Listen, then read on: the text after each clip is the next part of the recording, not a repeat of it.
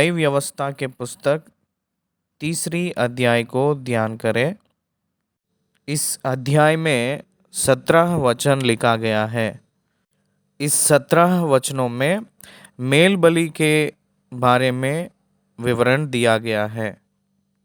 ये मेल बलि अर्पण करते समय प्रामुख्य रूप में जानने की बात यह है कि ये जो मेल बलि परमेश्वर के साथ मेल करने के लिए नहीं है। ध्यान से सुनिएगा। परमेश्वर के साथ मेल मिलाप करने वाली पाप की प्रायश्चित की बलि होती है। परमेश्वर के साथ समाधान देने वाली पाप की प्रायश्चित का बलि होती है, ना कि मेल बलि। मेल बलि, ये जो मेल बलि है, ये किस के कारण दिया जा रहा है?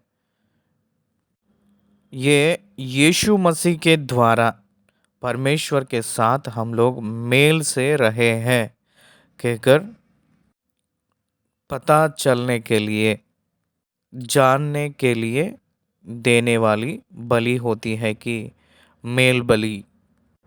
It cannot offer sin removal. इस मेल बलि से पाप को मिटाना इसके वजह से नहीं होगा। पाप को हटाकर परमेश्वर से मेल करते हुए यीशु मसीह के द्वारा परमेश्वर से हम लोग मेल मिलाप के रूप में हम लोग हैं कहकर दर्शाती है। इस प्रकार याद दिलाने के लिए ये जो मेल बलि दिया जा रहा है। आइए हम लोग वचन के बाद वचन को ध्यान करते हुए आगे बढ़े। पहले वचन से ध्यान करें। लय व्यवस्था की पुस्तक तीसरी अध्याय पहली वचन। यदि उसका चढ़ाव मेल बलि का हो और यदि वह गाय बैलों में से किसी को चढ़ाए, चाहे वह पशु नर हो या मादा, तो जो निर्दोष हो उसी को वह यहोवा के आगे चढ़ाए। यहाँ मेल बलि चढ़ाने के लिए गाय में से बैलों में से किसी को चढ़ाए, चाहे वह पशु नर हो या मादा हो। तो यहाँ बलि चढ़ाने के लिए कोई भी विधि नहीं है कि सिर्फ नर को ही लेकर आए, या कोई भी विधि नहीं है कि सिर्फ मादा को ही लेकर आए। दोनों को ला सकते हैं, लेकिन निर्दोष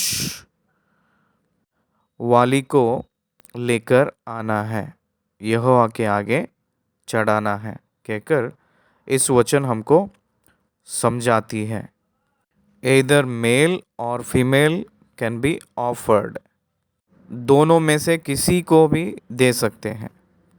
गलातियों के पुस्तक तीसरी अध्याय उसमें 28वीं वचन में सभी लोग एक है कहकर वो वचन बताती है।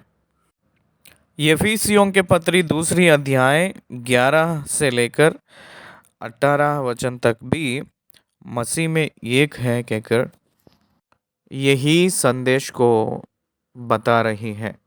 पहले हम इब्रानियों के पत्री गलातियों के पत्री तीसरी अध्याय 28 वचन को पढ़ूंगा। ध्यान से सुनिएगा। अब ना कोई यहूदी रहा और ना यूनानी, ना कोई दास ना स्वतंत्र, ना कोई नर ना नारी, क्योंकि तुम सब मसीह यीशु में एक हो। ये है मेल बलि में हम लोग मसीह में एक होकर, संगति होकर हम लोग रह रहे हैं कहकर बताया गया है। एफेसियों के पत्री दूसरी अध्याय 11 से लेकर 18 के बीच में 15वें वचन से देखेंगे। और अपने शरीर में बैर अर्थात वह व्यवस्था जिसकी आज्ञाएं विधियों की रीति पर थी, मिटा दिया कि दोनों से अपने में एक नया मनुष्य उत्पन्न करके मेल करा दे और क्रूस पर बैर को नाश करके इसके द्वारा दोनों को एक देह बनाकर परमेश्वर से मिलाए। उसने आकर तुम्हें जो दूर थे और उन्हें जो निकट थे दोनों को मेल मिलाप का सुसमाचार सुनाया, क्योंकि उसी के द्वारा हम दोनों की एक आत्मा में पिता के पास पहुंच होती है। आमीन। We are all one, we belongs to Jesus. वही हम यहाँ सीखने वाले हैं, सीखना चाहिए। दूसरी वचन से, और वह अपना हाथ अपने चढ़ावे के पशु के सिर पर रखे और उसको मिलाप वाले तंबू के द्वार पर बलि करें, और हारून के पुत्र जो याजक हैं वे उसके लहू को वेदी के चारों ओर छिड़के, और वह मेल बलि में से यहोवा के लिए हवन करे, अर्थात जिस चर्बी से अंतड़ियाँ ढापी रहती हैं और जो चर्बी उनमें लिपटी रहती हैं वह भी, और दोनों गुर्दे और उनके ऊपर की चर्बी जो कमर के पास रहती हैं और गुर्दों समेत कलेजे के ऊपर की झिल्ली, इन सबों को वह अलग करे। तब हारून के पुत्र इनको वेदी पर उस होमबलि के ऊपर जलाए जो उन लकड़ियों पर होगी जो आग के ऊपर है, कि यह यहोवा के लिए सुखदायक सुगंध वाला हवन ठहरे। Christ is our peace. यीशु मसीह अपना मेल है कहकर हम लोग समझना चाहिए। ध्यान दीजिए, ये जो हाथ रखने का जो कार्यक्रम है ये सब्स्टिट्यूट सैक्रिफाइस को याद दिलाती है। ये मिलाप वाली तंबू के द्वार के सामने बलि करना है, टैबरनेकल के डोर के पास इसको बलि देना है, वध करना है। इसलिए it's a non priestly Israel enter in temple. जो इस्राएल नहीं है उनमें से कोई भी इसके अंदर नहीं पहुंचना है, उसको मेल नहीं है। उसके बाद हम लोग छठवीं वचन 6 से देखेंगे तो वहाँ भेड़ बकरियों में से नर हो या मादा पर जो निर्दोष हो उसी को लेकर आने के लिए कहे थे।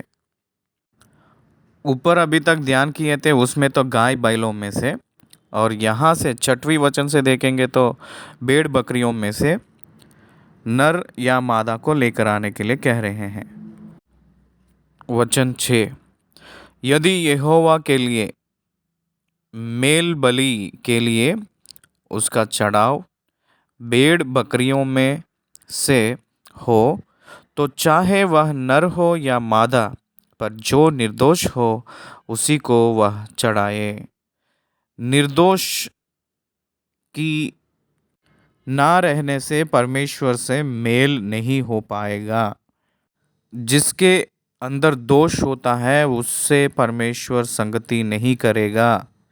इसलिए निर्दोष के रूप में हम लोग नियुक्त किया जाना है। भजनकार ने जैसे कहा था कि उसकी अपराधों के प्रायश्चित किया गया हुआ नर धन्य है।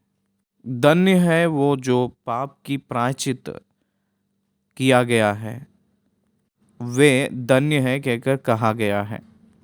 दानियल ने कहते हैं कि परमेश्वर की दृष्टि में मैं निर्दोष के रूप में रहा हूँ, इसलिए उन्होंने मुझे बचाया है कहकर कहता है।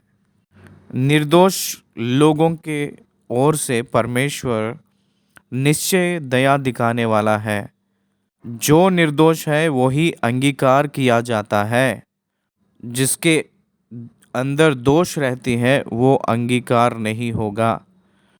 यदि वह भेड़ का बच्चा चढ़ाता हो तो उसको यहोवा के सामने चढ़ाए और वह अपने चढ़ावे के पशु के सिर पर हाथ रखे और उसको मिलाप वाले तंबू के आगे बलि करे और हारून के पुत्र उसके लहू को वेदी के चारों ओर छिड़के।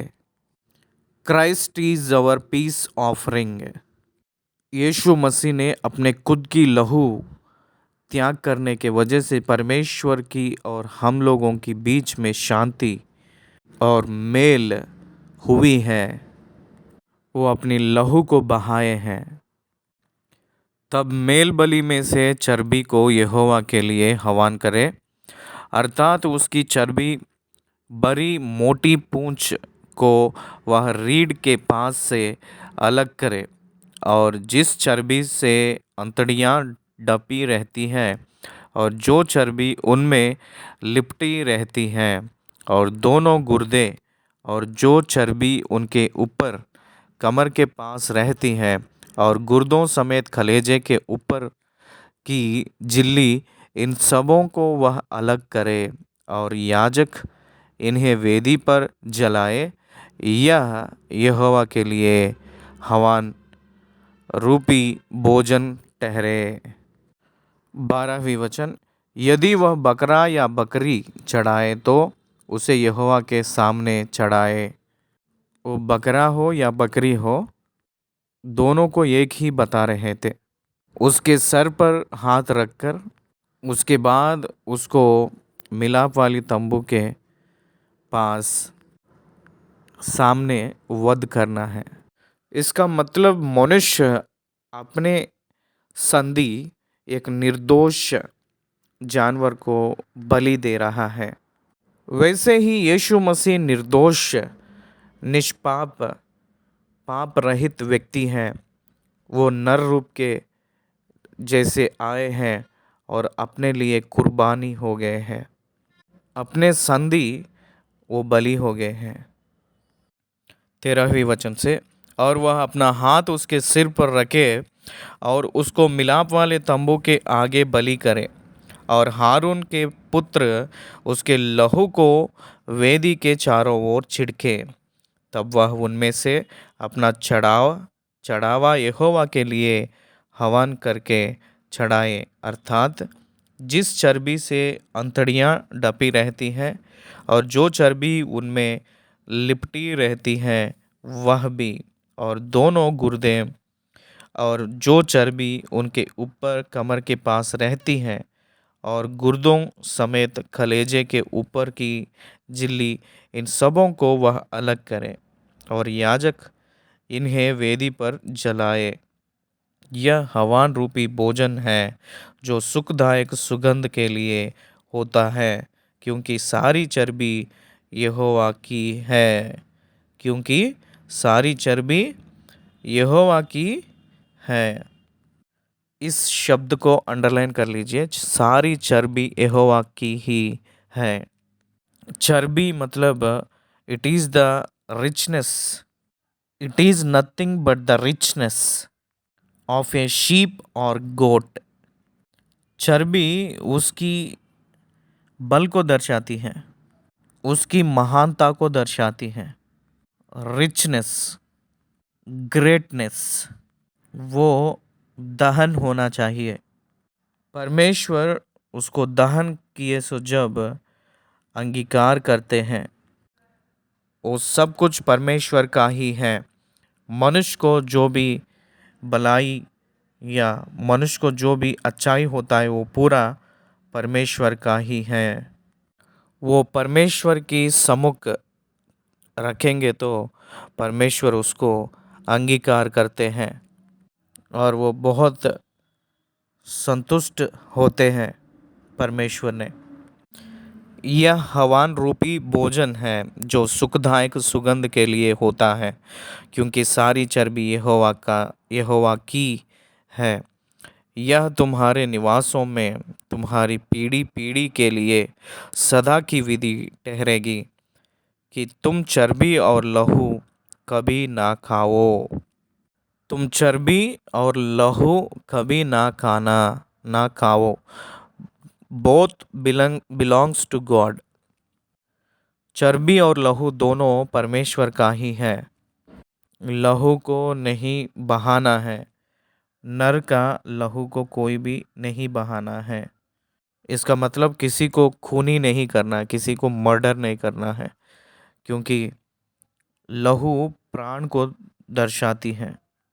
लहू का मतलब प्राण होती है। एक प्राण के ऊपर अधिकार परमेश्वर का ही होता है, इसलिए लहू को नहीं खाना और चर्बी को नहीं खाना है कहकर कहा गया है। यह तुम्हारे निवासों में तुम्हारी पीढ़ी पीढ़ी के लिए सदा की विधि ठहरेगी। यीशु मसीह में हम सब लोग मेल पाए हैं। सुलेमान राजा ने मंदिर के डेडिकेशन इनॉग्रेशन के समय 22,000 गायों को और 1,20,000 भेड़ों को अर्पण किए हैं कहकर, मेल बलि किए हैं कहकर पहले राजाओं के पुस्तक 8वीं अध्याय 63 वचन में कहा गया है। 22,000 बैल और 1,20,000 भेड़ें थी। हिजकिय्याह ने दूसरी इतिहास 30वीं अध्याय का 24वीं वचन में यूं लिखा है कि क्योंकि यहूदा के राजा हिजकिय्याह ने सभा को 1,000 बछड़े और 7,000 भेड़ बकरियां दे दी, और हकीमों ने सभा के 1,000 बछड़े और 10,000 भेड़ बकरियां दी, और बहुत से याजक ने अपने को पवित्र किया कहकर लिखा है। इसका मतलब हिजकिय्याह जो राजा है वो 1,000 बछड़े और 7,000 भेड़ बकरियां दे दिया है, बलि दिए हैं कहकर हम लोग देखते हैं।